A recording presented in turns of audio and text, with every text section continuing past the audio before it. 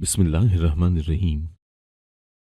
तेजी से ये खबर फैल रही थी कि एक औरत जिसने 33 बच्चों को जन्म दिया, सब बच्चे खुशशक्ल और तंदुरुस्त थे। लोगों में तजस्सुस बढ़ने लगा। वजह थी ही ऐसी। लोग इस बात को जानना चाहते थे कि आखिर को यह अचंभा था। किसी एक औरत ने परवीन से पूछा तो उसने बच्चों के मुतालिक अजीब बातें की। सब लोग हैरान हुए। ये बच्चे काश इंसान के होते। लोग एक लम्हे के लिए सुन हो गए, मगर अगले ही पल फलक शिगाफ कह कहे गूंज उठे। सबको पता था कि ये सब एक फालतू बात है, मगर परवीन ने बेदहानी में जो कह दिया था वो इस बात से खुद भी काफी उलझ चुकी थी। कुछ रिपोर्टर अपने काम को लेकर काफी संजीदा होते हैं। उन्हीं में से एक रिपोर्टर लड़की ने सबको खामोश करवाया और परवीन के घबराहट से भरे चेहरे को देखने लगी। परवीन ने टेबल से पानी का गिलास उठाया और एक ही सांस में पी गई। उस लड़की ने परवीन की हर एक कार्रवाई पर गौर किया। इतने में प्रोग्राम का वक्त खत्म हो गया। सब लोग अपने अपने ठिकानों पर चल दिए। रात तक जब यह खबर नशर हुई तो उस रिपोर्टर लड़की को एक नई सोच ने जकड़ लिया। वो यही सोच रही थी कि इंसान की जबान से बेदहानी में वही अल्फाज निकलते हैं जो कि उसके दिमाग में चल रहे हों या वो सोच रहा हो। इसका मतलब है कि जो कुछ उस इंटरव्यू में परवीन ने कहा वो सच था। ये बच्चे नहीं, नहीं नहीं, ऐसा कैसे हो सकता है। आजकल के दौर में लोग शऊर पा गए हैं, जहालत से बाहर आने लगे हैं। और उस औरत ने एक आम से लहजे में कितनी बड़ी बात कह दी, शायद ही उसको भी अंदाजा नहीं है। उस लड़की ने सोचा कि मुझे एक बार उस औरत से मिलना चाहिए। हो सकता है जो सवाल मुझे उलझा रहे हैं या जिन्हें मैं अपना महज वहम समझ रही हूँ वो सच में कोई कहानी हो, और अगर ऐसा कुछ हुआ तो इसका फायदा होगा। मगर कौन जानता था कि ये फायदा किस कदर नुकसान का बाइस बन सकता है। लड़की ने अपने दफ्तर से उस औरत की सारी जानकारी ली और उस पते पर पहुंच गई जहां उसको नहीं जाना चाहिए था। शहर की आबादी से दूर ये जगह वाक़ थी। एक दो पक्के घर थे जो कि इस इलाके को कुछ आबाद जाहिर कर रहे थे। अभी वो लड़की आगे बढ़ती उससे पहले ही एक तरफ से कोई बदनुमा चीज बरामद हुई। अचानक अफ्ताब पर उस लड़की की चीख निकल गई। कुछ अजीब सी आवाजें थी जो कि उस गलत इंसान के मुंह से निकल रही थी। वो लड़की बदहवासी से चीखने लगी और वापस उल्टे कदम भागने लगी। भागते भागते उसका सांस फूल गया, मगर रुकने का अंजाम वो जान चुकी थी, इसीलिए सड़ता पैर भागने लगी। किसी चीज से टकराकर वो लड़की बेहोश होकर गिर गई। आंखें खोलने की कोशिश की, मगर सब बेसूद। हिम्मत ही नहीं हो रही थी। लेकिन ये कोई साजिश थी क्या? मगर क्यों? जब उस लड़की को होश आया तो देखा कोई साया सा सारे घर में काम करता है, मगर वो लड़की दिमागी तौर पर मफलूज हो चुकी थी। कोई सोच आगे की तरफ जा ही नहीं रही थी। खुद को उठाना चाहा तो उसने खुद को बंधा हुआ तस्वुर किया, मगर हाथ आजाद थे। ये क्या कड़ा था जो उसके गिर्द बंधा था? ये गुत्थी उलझती ही जा रही थी। जरा सा होश आया तो महसूस हुआ कि कोई बहुत शफकत से चेहरे पर हाथ फेर रहा है। उसका लम्स सुकून बख्श था। बंद आंखों से बहुत कुछ महसूस हुआ, मगर जल्द ही आंखें उबलकर बाहर निकल आईं और गैर दानिस्ता तौर पर हाथ पांव में जंबिश हुई। चारों अतराफ में देखा तो अंधेरा था, मगर ये मेरा वहम नहीं हो सकता। अपनी सांसें बंद होती हुई महसूस हुई। हाथ पांव को आजाद महसूस करके होश आया। यहां तो कोई था। नहीं, मेरा वहम था। हाँ, कहीं पढ़ा था कि इंसान कभी डर और खौफ के जेर असर सोच लेता है कि अगर अंधेरा हुआ तो कोई जानवर आ जाएगा, और फिर वही होता है। अंधेरा ना भी हो तो किसी न किसी जानवर का खौफ गालिब रहता है। यही इस वक्त हो रहा था। एक सराब था चारों तरफ, मगर ये दलदल थी और हर लम्हा खुद में समाने की जतन थी। क्या था ये कुछ समझ नहीं आ रहा था। एक तरफ से रोशनी नजर आई, मगर अगले ही पल अंधेरा, फिर रोशनी। ये तसलसल मुझे बेचैन कर गया। गौर से देखा तो अंदाजा हुआ कि ये कोई कारखाना है जहां की खिड़की कभी खुल रही है और कभी बंद हो रही है। जरा लम्हा ठहर कर खिड़की के दोबारा खुलने का इंतजार किया, और जैसे ही रोशनी इस कमरे के अंधेरे को चीरने लगी, उससे भी ज्यादा तेजी से वो बाहर की जानिब लपकी। 1 मिनट के अंदर खुली फिजा में सांस बहाल हुआ। न जाने कितने दिन इस घुटनजदा माहौल की जद में गुजर गए। अब बस यहां से निकलना था, मगर इस जगह का इल्म नहीं था। जैसे ही बाहर जाने के लिए कदम बढ़ाए, किसी ने हाथ थाम लिया। पलट कर देखा तो चीख निकलते निकलते रह गई। मुकाबिल ने कहा, यह गलत था, मुझे इल्म है, लेकिन मैंने ये सब मजबूरी में किया। यह अकेलापन मुझे नोच के खा रहा था। कोई भी इस इलाके में ऐसा नहीं था जो मेरे इस अकेलेपन को दूर करे, मुझे सहारा दे। मैंने ये बस मजबूरी के तहत किया। कोई तो होता जो मुझ पर तरस खा लेता, मगर नहीं। बस मतलब क्या है सारे, किसी ने हाल तक नहीं पूछा, इसीलिए मैंने ये सब किया। मुझे माफ़ कर दो। अब खुद की गलती का एहसास हो रहा है। ऐसा नहीं करना चाहिए था। मुझे सहारे की ज़रूरत थी, मगर अब सोच रहा हूँ कि गलत किया। मेरा नाम सुल्तान है और मेरा ताल्लुक मीरपुर के एक गांव से है। मैं गांव का रहने वाला था। मेरी ज़िंदगी सिर्फ मेरी माँ के गिर्द घूमती थी। अपने घर वालों के अलावा मैंने कभी भी ज़िंदगी की किसी ख्वाहिश को अहमियत नहीं दी थी और ना ही कभी किसी चीज़ के बारे में सोचा था, क्योंकि मेरे लिए सब कुछ मेरे घर वाले ही थे। घर वालों में मेरी माँ थी और एक बहन थी जो कि मुझसे छोटी थी। मेरे अब्बा थे, लेकिन मेरे अब्बा का कुछ साल पहले ही इंतकाल हो गया था। मैं बचपन से ही बहुत बहादुर और ज़हीन था। मेरी माँ अक्सर इस बात से डर जाया करती थी कि बिना किसी खौफ के हर काम करने के लिए मैं तैयार हो जाता था। एक तरह से ये बात अच्छी भी थी कि इंसान को अपने रब के अलावा किसी और से नहीं डरना चाहिए, लेकिन फिर भी अम्मा इस बात से डरती थी कि बिना किसी से डरे सारे काम करने के लिए मैं तैयार हो जाता हूँ। कहीं ऐसा ना हो कि किसी दिन मेरी ये बहादुरी मुझे महंगी पड़ जाए और मैं किसी मुश्किल में पड़ जाऊं। मगर मैं उन्हें यही कहता था कि जिस इंसान के दिल में अल्लाह का डर होता है, उसके दिल में किसी और का डर हो ही नहीं सकता। और जो इंसान अपने रब से डरता है, तो फिर कोई भी दुनिया की ताकत उसे नुकसान नहीं पहुंचा सकती। मेरी अम्मा मेरी सारी बातें मानती थी, लेकिन फिर भी मेरे लिए बहुत परेशान रहती थी। पहले तो फिर भी वो ये समझती थी कि मैं बच्चा हूँ, छोटी मोटी बातें होती रहती हैं। छोटे मोटे लड़ाई झगड़ों में मैं अगर किसी की साइड लेता था और किसी को बचा लेता था तो उन्हें खुशी होती थी, लेकिन वो नहीं चाहती थी कि मैं बड़े होने पर भी किसी दूसरे के लिए अपने आप को मुश्किल में डालूं। और अब जबकि मैं बड़ा हो गया था, तो बड़े होकर भी मेरी यही आदत थी।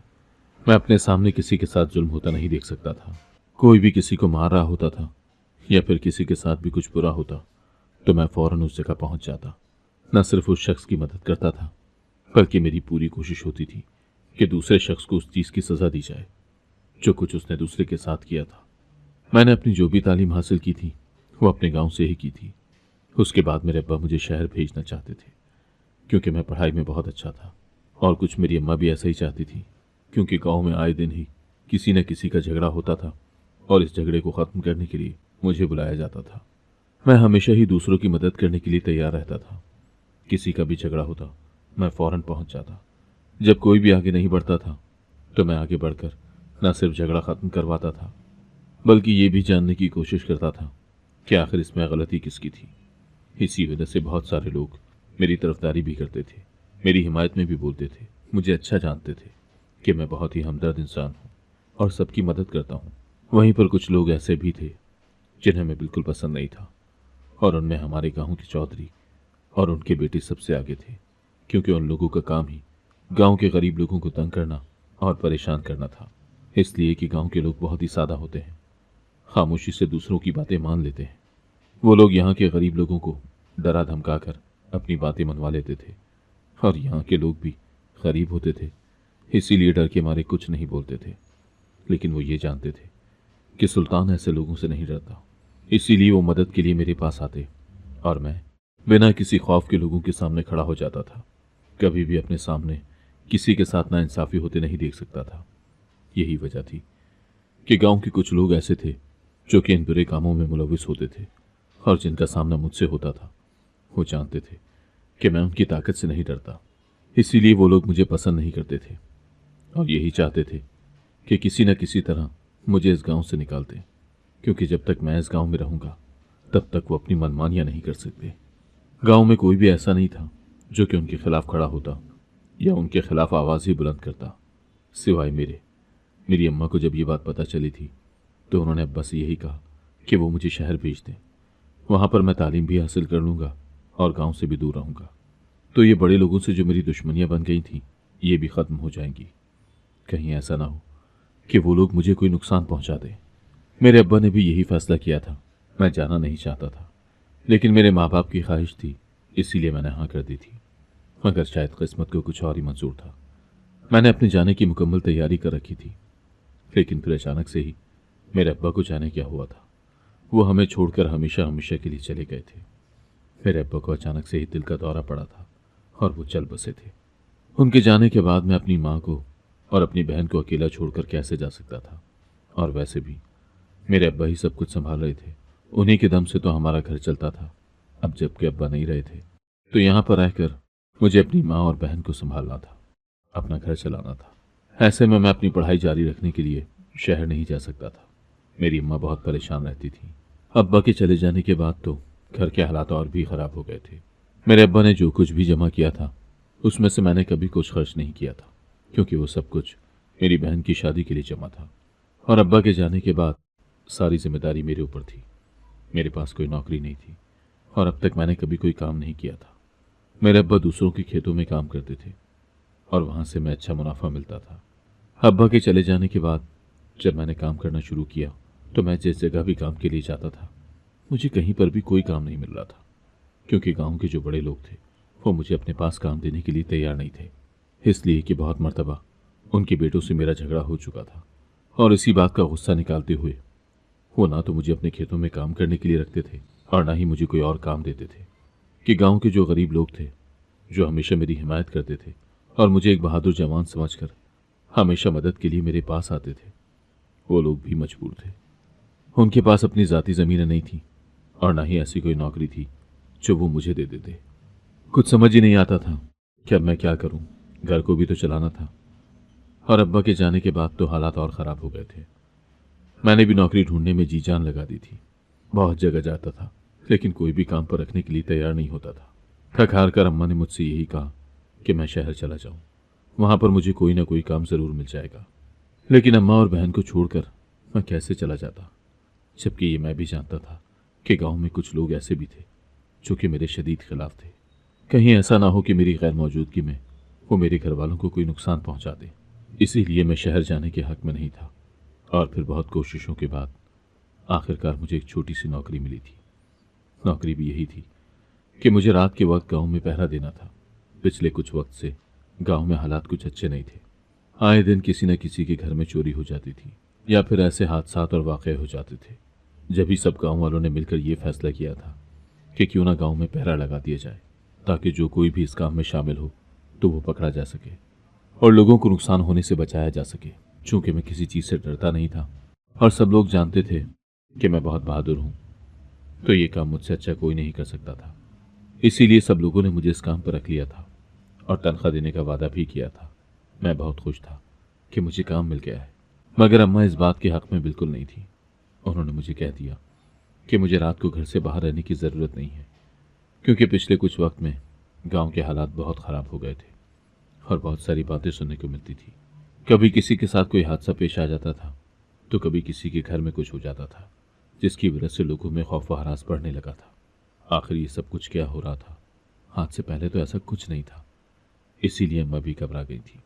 वो मुझे इस तरह से अकेले घर से बाहर भेजने के लिए बिल्कुल भी राज़ी नहीं थी। लेकिन मैंने उन्हें बहुत मुश्किल से इस बात पर राज़ी किया था, ये कहकर कि जो भी होगा देखा जाएगा और वो मेरी फिक्र ना किया करें। जब गांव में पहरा देने की बात हुई थी तो कोई भी पहरा देने के लिए तैयार नहीं था, क्योंकि सभी लोग खौफजदा थे कि कहीं उन्हें कोई नुकसान न पहुंच जाए।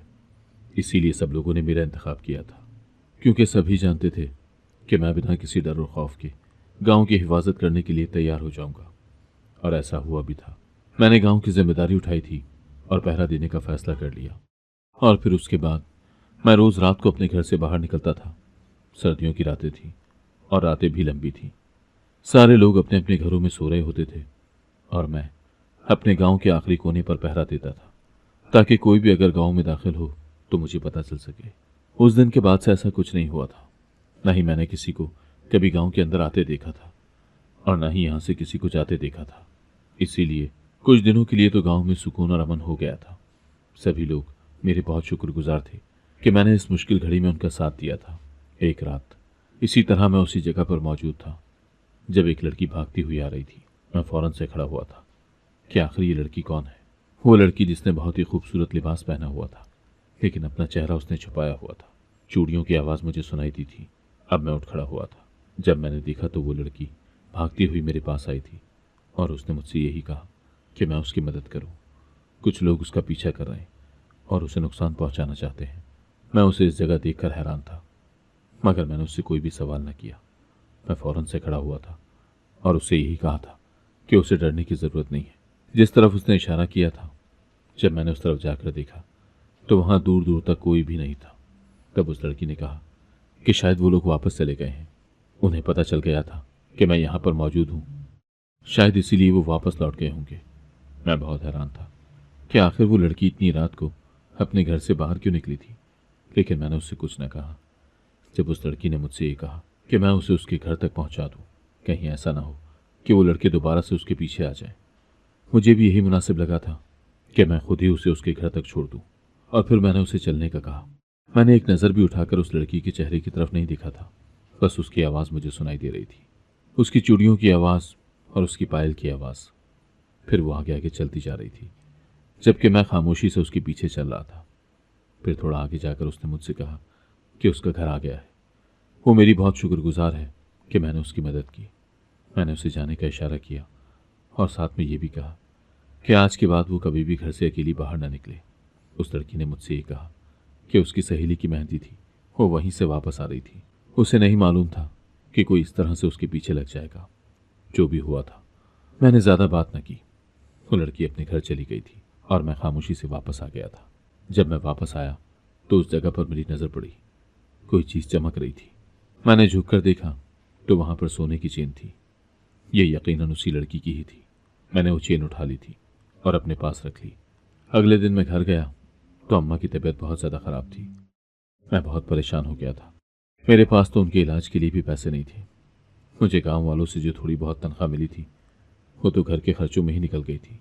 और अब गांव के हालात कुछ बेहतर थे तो अगले ही दिन गांव वालों ने यह फैसला किया था कि मुझे चौकीदारी करने की ज़रूरत नहीं है, क्योंकि अब सब कुछ बेहतर हो गया है। उन लोगों ने यह फैसला सुना दिया था, ये जाने बगैर कि मुझे पैसों की किस कदर ज़रूरत है। बड़ी मुश्किलों से ये नौकरी लगी थी और अब वो भी हाथ से चली गई थी। समझ ही नहीं आ रहा था कि क्या करूं। अचानक से ही ख्याल उस लड़की की चेन पर गया था। वो सोने की चेन जो मुझे उस लड़की के जाने के बाद मिली थी, लेकिन वो तो मेरे पास उसकी अमानत थी। एक मर्तबा दिल में ख्याल भी आया था कि उसे बेचकर अम्मा का इलाज करवा लेता हूँ, लेकिन दिल नहीं माना था, क्योंकि अगर वो मुझे वैसे कहीं से मिली होती तो बात अलग थी। मगर मैं जानता था कि वो किसकी है। ऐसे में मेरी जिम्मेदारी थी कि मैं उसकी अमानत उस तक पहुंचा देता। अगले ही दिन मैंने उस लड़की के घर जाने का फैसला किया ताकि उसे उसकी अमानत लौटा सकूं। जब मैं उस जगह पर पहुंचा तो मैं ये देखकर हैरान रह गया कि वो तो बहुत ही खूबसूरत हवेली थी। रात के अंधेरे में तो मैं ठीक से देख नहीं पाया था। इसका मतलब ये था कि वो लड़की इतनी बड़ी हवेली में रहती थी। मैं खामोशी से अंदर की तरफ चल पड़ा और वहां पर खड़ी एक मुलाजमा को मैंने वो चेन पकड़ा दी और ये कहा कि ये उनकी मालकिन की अमानत है जो कल रात रास्ते में गिर गई थी और मैं यही लौटाने के लिए आया था। वो नौकरानी कहने लगी, मालकिन कह रही हैं कि आप उनकी अमानत खुद उन्हें लौटाएं। ये कहकर वो मुझे एक कमरे में बिठाकर चली गई थी और थोड़ी देर के बाद एक खूबसूरत सी लड़की उस कमरे में आई थी। यकीनन ये वही लड़की थी, मगर उस लड़की को देखकर मेरे आसान खता हो गए थे। मुझे लगा कि ये एक शराब है, नहीं, ये मेरी आंखों का धोखा है। मेरे सामने उस वक्त कीमती सोने के जवाहरात से सजी लड़की, जिसके लिबास और एक एक जेवर से उसके अमीर होने का अंदाजा लगाया जा सकता था। मेरे कदमों के नीचे से तो जमीन ही निकल गई थी। मेरी बहन उस वक्त मेरे सामने थी। मुझे लगा कि ये मेरा वहम है। हकीकत बहुत भयानक थी जिसे मैं जानबूझकर जुटला रहा था, मगर ये बस मेरा वहम था, क्योंकि यही सच था। वो मेरी छोटी बहन थी। उसको देखकर मुझे सकता हो गया, मगर मेरे मुकाबले में मेरी बहन उस वक्त काफ़ी मुतमईन खड़ी थी। जैसे मेरे लिए ये सब अचानक होने वाला अमल था, उसके लिए आम बात जाहिर हो रही थी। मैं कुर्सी का सहारा लेते हुए उस पर बैठ गया था। क्या मतलब? एकदम होश की दुनिया में आते ही मैंने सवाल किया। वो बहन थी, मगर कैसे? दरअसल मेरे अब्बा ने 2 शादियां की थी। मेरी बहन दूसरी माँ की औलाद थी। इस बात का एतराफ़ अब्बा जाते जाते कर गए थे, इस बात से बेखबर कि इसका अंजाम क्या होगा। मेरी अम्मा कुछ पेचीदगी की वजह से होश में नहीं थी। उसी वक्त अब्बा ने उस बच्ची को मेरी मुर्दा बहन से बदल दिया। वक्त गुजरा, हम इस बात को नहीं जानते थे, मगर वो दाई जिसकी सरबराही में ये सब हुआ, वो हर एक चीज़ से बाखबर थी। उसने किसी नाजुक वक्त में ये सब कुछ बता दिया और तब से आज तक मैं ये गम लिए फिर रहा हूँ। उस दाई ने गलत बयानी से ये सब मेरी अम्मा को बता दिया। मालूम नहीं अब्बा ने ये सब किया भी था या नहीं। मेरी बहन से मैंने पूछा कि ये सब क्या है, तो उसने रोते हुए कहा, भाई, कोई अपना नहीं होता। ये माँ बाप जो हमें इस दुनिया में लाते हैं, पालते हैं, वक्त आने पर हमें जिंदा दरगूर भी कर देते हैं। मैंने कहा, मुझे साफ अल्फाज में बताओ कि आखिर तुम कह क्या रही हो। तब उसने कहा, भाई, उस रात जब आप काम की वजह से घर नहीं आए थे, अम्मा ने मुझे दाई के पास भेजा कि उनसे दवा ले आऊं। अम्मा के पेट में दर्द था। मैं भी दाई के पास चली गई। रात के 10 बज रहे थे। मुझे इल्म नहीं था कि ये वक्त मेरी जिंदगी का सबसे बुरा वक्त होगा। मैंने जैसे ही दाई के घर की दहलीज पर कदम रखा, किसी ने मेरी कलाई पकड़ ली। मैंने हाथ छुड़वाया, मगर जल्दी मुझे होश नहीं रहा कि मैं कहाँ हूँ। बदन में उठती टीस की वजह से मेरी आंख खुली। उठना चाहा, मगर पहलू की तकलीफ ने जकड़ लिया। अपनी हालत का इल्म होते ही ज़ारो कतार रोना आया। मेरे साथ ये क़यामत गुजर गई। मुझे उम्मीद नहीं थी कि ऐसा होगा। उस वक्त अंधेरा था, यानी अभी सुबह नहीं हुई थी। मैंने चारों तरफ नज़र दौड़ाई तो अंदाज़ा हुआ कि ये तो गांव का बंद किला है। मैं अपने जख्मी दिल को लेकर घर पहुंची। मुझे लगा था कि मेरी बीमार माँ मेरी फिक्र से पागल हो रही होगी। सारा गांव जहां जहां लड़की की गुमशुदगी पर परेशान होगा, लेकिन ऐसा नहीं था। मेरी सोच गलत थी। गांव में वही सन्नाटा था। सब लोग ख्वाब खरगोश के मजे ले रहे थे। बस मैं बेयार मददगार थी। मेरे साथ कोई नहीं था। अम्मा? नहीं, ऐसा कैसे हो सकता है? मेरी सगी अम्मा, वो भी घर का दरवाज़ा अंदर से बंद किए बैठी थी। मतलब उन्हें इल्म था कि मैं घर में नहीं हूँ, फिर भी कोई वावेला, कोई शोर, कुछ नहीं किया उन्होंने। शायद नहीं, ऐसा कैसे हो सकता है? मैं तेजी से घर के अंदर गई और अम्मा को उठाया। अम्मा ने मुझे एक नज़र देखा। उनकी नज़र में कुछ था जो मैं पहचान ना सकी। मतलब मैं अपनी सोच में गर्क थी। जब एक जोरदार थप्पड़ ने मुझे होश की दलदल से बाहर निकाला, मैंने हैरत से देखा तो आंखें फटने के करीब थी। अम्मा, जिन्होंने सारी उम्र मुझे संभाल कर रखा, ऊंची आवाज में बात नहीं की, आज इतना बेदर्दी से मुझे मार दिया। क्यों? मेरी आंखों में बेयकीनी थी। अम्मा से जवाब मांगती, इससे पहले दाई को कमरे से निकलता देखकर मुझे अजीब लगा। अम्मा फुनकारी, दाई भी तू ठीक थी, इसके लक्षण वैसे ही हैं, वही हथकंडे हैं। हमें ही ना आया सारी उम्र मर्दों को काबू करना। कैसे औरतें दुनिया भर के मर्दों को चला रही हैं। मैं बिजली की रफ्तार से अम्मा के पास गई। उनके हाथ थामने चाहे, मगर उन्होंने झटक दिए। मैंने इस बात को नज़रअंदाज किया और फिर खाली आंखों में आंसू लिए बोली, अम्मा, मेरा यकीन करें, मेरे साथ धोखा हुआ। किसी हवस के पुजारी ने मुझे बेआबरू किया।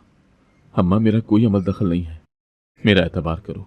मैं तो दाई के घर की दहलीज से। ये बात कहकर मैं फिर से रो दी। अम्मा ने मुझे पीछे धक्का दिया और बोली, खबरदार, ये आंसू मुझे दिखाए तो, बदफाल औरत, तेरा तो असल रूप अब सामने आया है। मैं हवन्नक चेहरा लिए अम्मा और दाई के चेहरे को देख रही थी। दोनों ही आशना चेहरे थे जो इस वक्त मुझे अनजान लग रहे थे। मेरा तो कोई आसरा नहीं था। क्या करूं, क्या नहीं, कुछ समझ नहीं आ रहा था। अम्मा ने हाथ पकड़कर बाहर निकाल दिया, मगर फिर दाई के कहने पर वापस मुझे अपने ही घर में पनाह मिली। उस रात के बाद हर रात वही खेल, मुझे होश में खेलना पड़ा। ये सब दाई और अम्मा करती रहीं। मैं तो सकते में था। ये सब सुनकर कि वो माँ जिसके लिए मैं पहाड़ सर करने को तैयार था, उसने ये सब कर दिया। ये सब बच्चे नाजायज थे। इस बात का एतराफ़ मेरी बहन परवीन नहीं कर सकी। हाँ, वो मेरी बहन थी। अम्मा का कुछ नहीं पता कहाँ गई। लोगों का कहना है कि एक दिन अम्मा बहक कर घर से निकली थी, कभी वापस ना आई, और वो दाई कचरे के ढेर पर पड़ी सिसक रही है। उसकी जबान से बस एक ही बात निकलती है, परवीन, मुझे माफ कर दे, तू पाक है। सारा गांव उससे तंग है। वो दिन रात नहीं सोती, बदन में कीड़े पड़ गए हैं। मैंने अपने माथे का पसीना साफ किया और एक नज़र परवीन पर डाली और वहां से वापस अपने घर आ गई। एक खबर ने क्या कुछ कर दिया। एक बार सोचा कि मैं इस बात को पूरी तफसील से मीडिया तक पहुंचाऊं, मगर फिर ये सोचकर खामोशी इख्तियार कर ली कि ये दुनिया किसी की नहीं है। न जाने कितनी परवीन इस दलदल में गिर चुकी हैं और कितनी गिरने वाली हैं। हर कहानी मंजर आम पर लाने के काबिल नहीं होती, क्योंकि एक औरत इस माशरे की नज़र में हमेशा कसूरवार ही होती है। अगर आपको आज की कहानी पसंद आई है तो वीडियो को जरूर लाइक कीजिएगा और अपने दोस्तों के साथ भी शेयर कीजिएगा। और हाँ, अगर आपने अभी तक हमारा चैनल सब्सक्राइब नहीं किया तो जरूर सब्सक्राइब करें। मिलते हैं कल एक नई और दिलचस्प कहानी के साथ। अल्लाह हाफिज।